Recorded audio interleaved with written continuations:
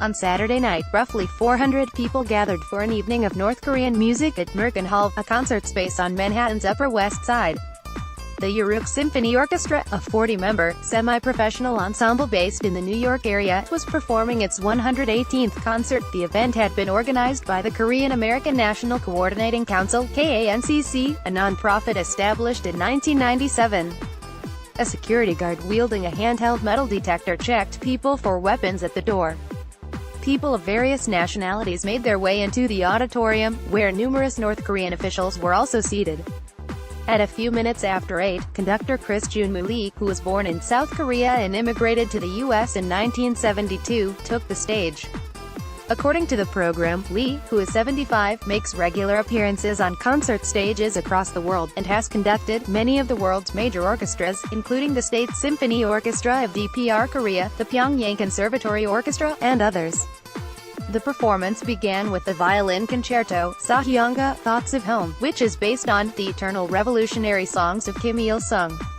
The program made no explicit mention of any North Korean connection. Beethoven's Romance No. 2 in F-op. 50 was next, followed by the North Korean composition, Our Pledge. The orchestra played one piece each by Tchaikovsky and Mendelssohn, then finished with Girl on a Swing, which appears on one North Korean LP between the songs, I Shall Remain Loyal Single-Heartedly, and Our Country is Tax-Free, and the grand finale, A Bumper Harvest in the Chongsan Plain, which pays homage to the Chongsanri method of labor devised by Kim Il-sung in 1960. Program made no explicit mention of any North Korean connection, creating a degree of opacity for anyone not steeped in DPRK arcana, which, admittedly, is most non-North Koreans, and making the exact point of the event somewhat difficult to discern. That at least 2 senior North Korean officials attended the event is, at tacit endorsement at least, and at most, somehow part of North Korea's official presence in the U.S., said Baintaro Oba, a former Korea desk officer at the U.S. State Department. Typically when music is involved in diplomacy, it's more overt, like when the New York Philharmonic went to North Korea, Oba told NK News. The benefit of that is tying what's going on specifically to a spirit of reconciliation and exposing them very overtly to Western or North Korean music, and that's clearly not what's going on here. A program handed out gave little clue that North Korean songs would be played. Photo, NK News. The Ureuk Symphony usually performs twice a year, with a spring concert to mark April's Day of the Sun, honoring Kim Il-sung's birthday. While these concerts usually slip by with very little notice from U.S. media, The Wall Street Journal's Jonathan Chang is one of the few people who has covered Ureuk, writing a piece about their April 2016 concert titled, Duped. New York audience gives standing ovation to North Korean propaganda. North Korean state media has made hay out of them for nearly 2 decades. Concert given in the U.S. to celebrate Kim Jong-il's birthday, KCNA announced in 2000, highlighting the participation of renowned orchestral conductor Ri Jun-moo, Christopher Jun-moo Lee's Korean name, chairman of the Cultural and Arts Division of the General Federation of Korean Residents in the United States. Last year, the Pyongyang Times covered both Ureuk's February and April performances in New York, in noting that after the former, some of the audiences, expressed admiration for the concert and congratulated the entertainers, saying that they did not think Korean music would be that impressive and the concert was very fantastic. However, Lee, Ureuk's artistic director and conductor, has trouble keeping people once they find out it's North Korean music, a source close to the orchestra told NK News.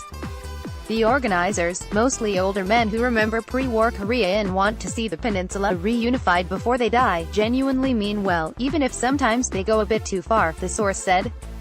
Reverend Yun Kil-sang, KANCC's president, regularly appears in North Korean news, even when the orchestra isn't playing. Liz, Ureuk's artistic director and conductor, has trouble keeping people once they find out it's North Korean music. Overseas Koreans said in general that they felt kind-heartedness and high-spiritedness from Vice Chairman Kim Jong-un when they were received by him after paying their respects to the bier of Kim Jong-il, chairman of the DPRK National Defense Commission, displayed at the Kumsusan Memorial Palace, KCNA wrote in 2012. Yun Kil-sang, chairman of the Federation of Koreans in the U.S., said, his image gave other persons something comfortable. It gave a dignified yet gentle impression. When I looked at his face, I could feel that his handshaking was based on warm sincerity, not casual manner. Yun has been accused of promoting anti-Semitism in the past, and KANCC was investigated by federal authorities for alleged tax violations and improper contact with North Korean officials in 2015. According to KANCC's latest tax filings, they took in a total of $5,913 in 2016, with net assets at the end of the year totaling $2,634. However, a Merkin Hall sales representative told NK News that rental rates begin at $3,500 an hour. The orchestra plays Our Pledge based on a song by Kim Il-sung. 2012 detractors call the organization, which is not registered with U.S. authorities under the Foreign Agents Registration Act, FARA, a pro-communist front group. But although KANCC's website includes material that could easily be seen as supportive of Pyongyang, Moon Jae-pak, KANCC's senior vice president, denies there's anything subversive going on. To be able to work as a bridge between North and South, we feel we have to understand and be accepted by the North Koreans, Pak, a medical doctor in Michigan, told NK News. That's why we work very closely with the North Korean government. Their government is very dictatorial, so when you go there you have to comply with their rules and we might have to sing their national anthem, that sort of thing. So we compromise our political views in that sense for the eventual peaceful reunification of the Korean peninsula. Pak is a U.S. citizen, and says the rest of KANCC's leadership is as well. The conservative elements of the Korean American community look upon KANCC as pro-North Korea, but we are really not like that, he maintains. We compromise our political views for the eventual peaceful reunification of the Korean peninsula. He describes the group's position as inclusive, and notes that Ureuk's October concert, at the same hall in Manhattan, will be a joint venture, with diplomats from both North and South. We may seat them side by side, so they can talk to each other and things like that. Although last week's concert will surely turn up in a North Korean news article any day now, North Korea expert and Jeju Peace Research Institute visiting fellow Andrei Abrahamian isn't quite sure he sees the point. As he told NK News, in tough times like these it shows the North Koreans a commitment to working with them, but beyond that it doesn't seem to have much value. I mean, what's the propaganda value of having an audience not understand that springtime in April has political meaning to the orchestra that's performing?